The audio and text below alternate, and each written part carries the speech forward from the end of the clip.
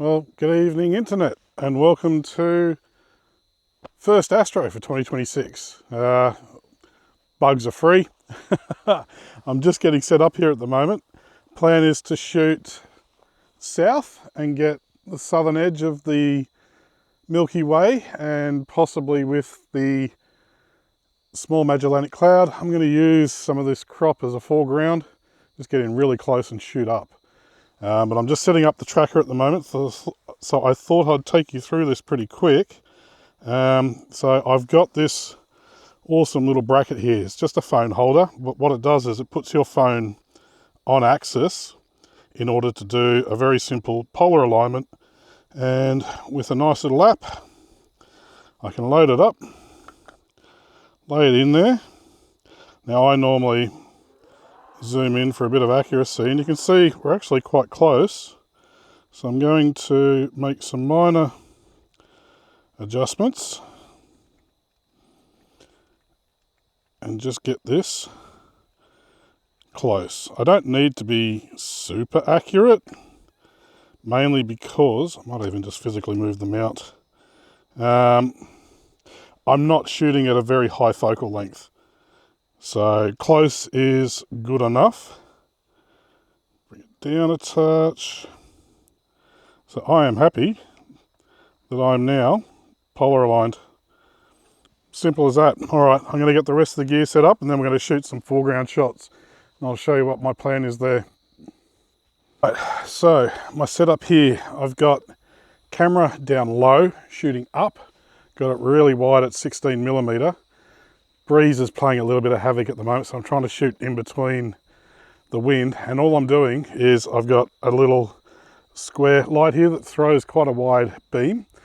And I'm about 2-second shutter speed. I'll just take a shot, light up the crop and see how that looks. So that's going to be my foreground.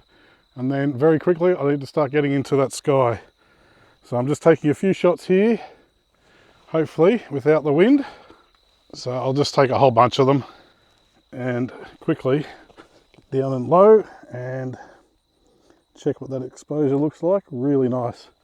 And I'm lighting them from the side a bit just to give them a bit of dimension, a bit of 3D dimension. You don't want to light it straight on.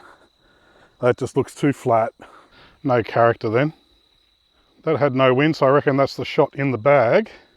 All right, now I'm going to change this lens onto the astro camera, frame up and start getting that sky.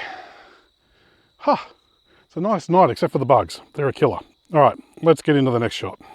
All right, I'm not sure how clear this is going to come up. I've had to switch to red mode for my lighting because the bugs are literally trying to carry me away. All right, I've got the astro modified camera out. Let's open her up to 2.8. This is just getting my settings dialed in. I need to work out how wide I'm going to shoot. I feel 16mm. I might actually come in to about 20mm. Might try that. And there's a very bright light over there, at least help me initially get some focus.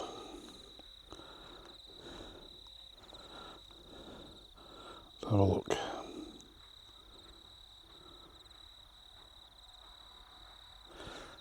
That's looking pretty good.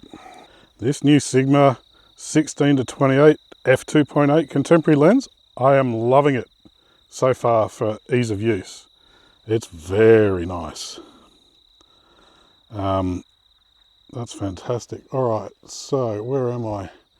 I want to be about that direction. Okay, I'm just going to take a high ISO shot for 20 seconds just to see what my framing's like. I can see with my eyes now the Large Magellanic Cloud, small Magellanic Cloud, and then obviously the tail of the core. Well, not the tail of the core, it's the tail of the Milky Way. The core doesn't actually rise until very early in the morning at the moment. This is late summer. Oh, that looks cool. All right, I think I want to take it right just a little bit and up just a little bit. Another test shot. So it's all about just take your test shots, check everything before you start your run, because once you start, you don't want to stop. You just want to let it go, get all your photos back to back so that you can then stack them in post, really bring the detail out of that sky. But that's cool. All right, let's have a look. Beautiful. Now let's check focus. Zoom right in. All right, now I might actually turn the tracker on and let the tracker run while I'm taking the 20-second exposure and see just how good I can get these stars. Now my goal here is to not take a 20-second exposure. I want to take at least a minute to really get some of that detail. Let's see, and capture all that beautiful light. I can already see the red of some of the nebulosity in this. Wow, that's looking good. Yep, stars are looking very nice now. Turning the tracker on certainly helped. And there's actually the Carina Nebula. I will show that up on the screen in case you can't see it on the back of the camera just because it's night. But yeah, the Carina Nebula is right there. That's a southern target, really huge area of this beautiful nebula of nebulosity and red. My goal is to bring that out in this photo. So, all right, going to get the remote trigger on now and we are going to start shooting. Okay, so I've got the remote trigger on. It's a wireless one, so I've got the remote control here. I've changed my camera settings now to bulb mode. And for this Sony camera, it's ISO invariant, which means if I shoot at ISO 400, the noise is the same as shooting at ISO 6400. There's no difference in the noise. The only two differences are how bright the photo appears on the back of your camera and the dynamic range, and that's the critical part. So by using the tracker, I will put the ISO at ISO 400, which is the second base. It's got a base at 100, and then if you go to 400, the noise is the same right through.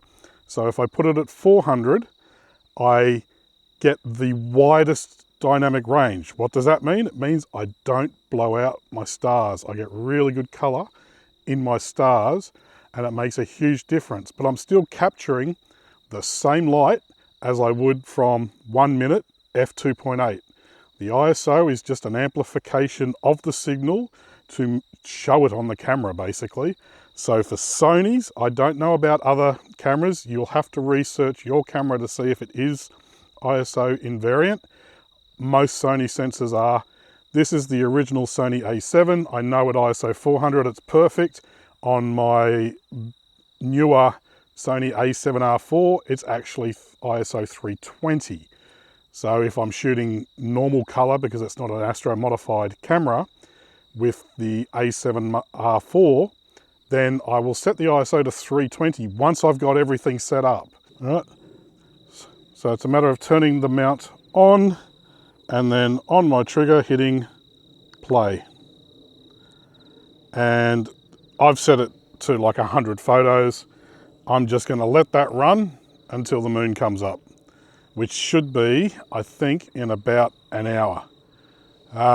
So sit back. I'm going to try and set up a time lapse, see if that works. I've never done it before at night, but enjoy, and we'll come back once we've finished taking all these images.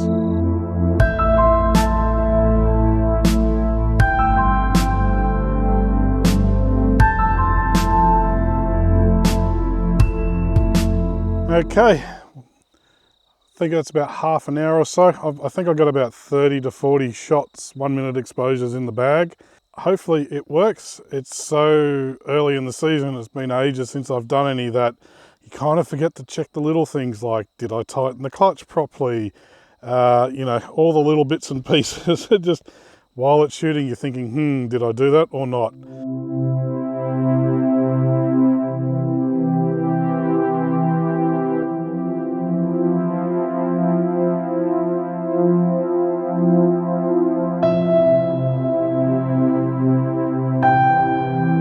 Anyway, that's a wrap for this video. It's quite a quick one. This is really just the start of the season to dust off the cobwebs, get out, check out some new gear.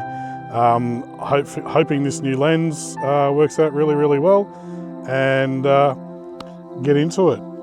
If you'd like to see the editing video for this photo, comment down below and let me know, and I will have a look, and if there's enough interest, I'll put that together as well.